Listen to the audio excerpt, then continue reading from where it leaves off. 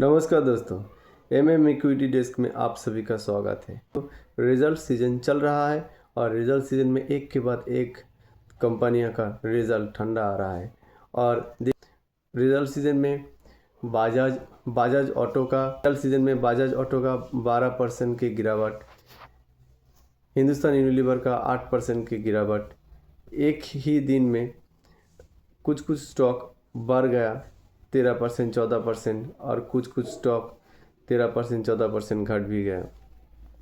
Result season ये बताता है कि कंपनी का अर्निंग्स नहीं है और कंपनी का ग्रोथ ठंडा पड़ गया है।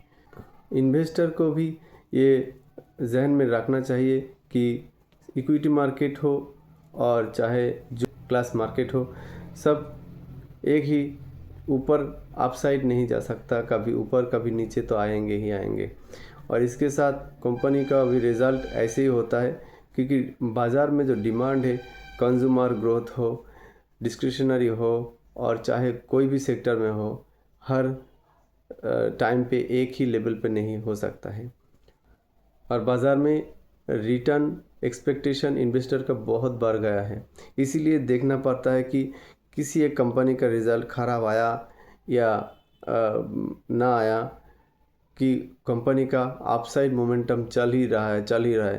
लेकिन कंपनी का अपसाइड मोमेंटम ऐसे नहीं चल सकता है, बहुत ऊपर लेकर गया था और इसीलिए दोस्तों करेक्शन तो आना ही पड़ेगा और इसीलिए करेक्शन हो ही रहा है। इधर एफआईआई का सेलिंग जारी है। कल भी एफआईआई ने 5,000 करोड़ के ऊपर सेल किया है और एफआईआई की सेलिंग ये बताता है कि बहुत ऊपर चला गया था। और इस बीच आरबीआई गवर्नर शक्तिकांता दास वो सोच रहा है, अभी तक सोच रहा है कि 25 बेसिस पॉइंट रेट कट करेंगे। अगर 25 बेसिस पॉइंट रेट कट करेंगे तो बाज़ार में थोड़ा लिक्विडिटी आना चाहिए और थोड़ा ऊपर भी जाएंगे, ये लगता है मुझे। और आप लोगों को कैसा लगता है ये ज़रूर बताइएगा और मेरे एमएम इक्विटी डेस्क चैनल को सब्सक्राइब और लाइक कीजिएगा। आईटीसी का रिजल्ट में 10.24% का रेवेन्यू ग्रोथ आया है ये, लेकिन हिंदुस्तान यूनिलीवर जैसे कंपनी को ग्रोथ नहीं आया है। इससे मालूम पड़ता है कि रूरल इकोनॉमी ठंडा पड़ गया है और रूरल इकोनॉमी अगर ठंड पड़ गए, इसीलिए डिमांड भी कम है और डिमांड कम है तो उस सेक्टर में कंज्यूमर का हालात भी ख़राब हैं। ये एक इंडिकेशन है बाज़ार में। उधर अमेरिका का जो टेस्ला है, टेस्ला का जो खबर कल देखा कि 20% के ऊपर टेस्ला बढ़ गया। टेस्ला इतना बढ़ गया एक ही दिन में, लेकिन हमारे देश में ऐसा नहीं होता है और हमारे देश में रिज़ल्ट आने के पहले से ही खबर चल जाता है, क्योंकि इनसाइड और आउटसाइड न्यूज़ तो होता है, लेकिन अमेरिका में ऐसा नहीं है। जो होगा बाज़ार में होगा और बाज़ार में सबको एक ही साथ पता चलेगा। इस करेक्शन में सेंसेक्स निफ्टी का 7% गिरावट हुआ है और हमारा डीआई और रिटेल इन्वेस्टर तो थोड़ा सा सहमा हुआ है, डरा हुआ है, क्योंकि कितना दिन और ये करेक्शन चलेगा किसी को नहीं पता। लेकिन एक तो बात है कि करेक्शन में आप लोग जितना चाहे खरीद सकते हैं और ख़रीदने की एक ही वजह है, क्योंकि ये करेक्शन है और करेक्शन में बाय ऑन डिप्स अगर आप लोग करेंगे तो आप लोगों का प्रॉफिट ज़्यादा होगा। आज बात करूँगा टाटा मोटर्स की। टाटा मोटर्स ने गिरावट करते करते देखिए दोस्तों, ये 880 पे आ गया, 880 पे आ गया और इसीलिए दोस्तों टाटा मोटर्स की ये गिरावट में कितना ऊपर गया था, 1180 के करीब चला गया था ये, और नीचे में था 622 का।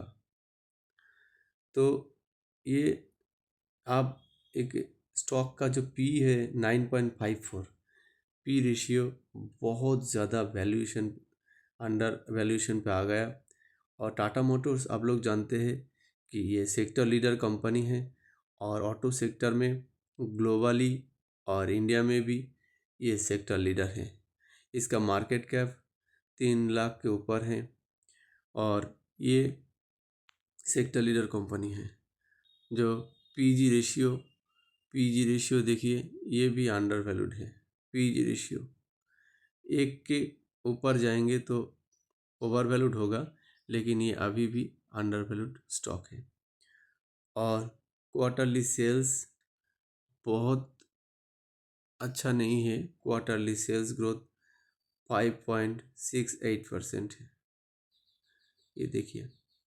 और इसका सेल्स ग्रोथ 17% है,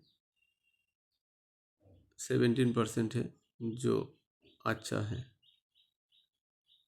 और ईपीएस ग्रोथ भी 102 रुपीज़ का है।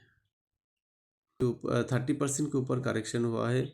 और ऐसे स्टॉक, और थोड़े कुछ दिन पहले मैंने एक वीडियो बनाया था कि टाटा मोटर्स को 2 ही हिस्से में बांटेंगे और कमर्शियल व्हीकल अलग होके बिजनेस करेंगे, पैसेंजर व्हीकल अलग होके बिजनेस करेंगे। और टाटा मोटर्स शेयर होल्डर को 2 बोनस शेयर मिलेगा, 1:2।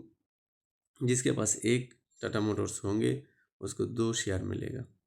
और यहीं पे देखिए, ये है इसका चार्ट तो ये आया था ऊपर यहाँ पे, यही से नीचे आया, कितना नीचे जंप मारा। मेरा एनालिसिस के ऊपर आपको कैसा लगा, प्लीज़ एक लाइक कीजिए, कमेंट्स कीजिए और मेरे इस चैनल को सब्सक्राइब कीजिए, ताकि मैं आगे भी ऐसे ही स्टॉक में ऐसे ही इन्फॉर्मेशन मिलते रहे और देखते रहिए। Thank you.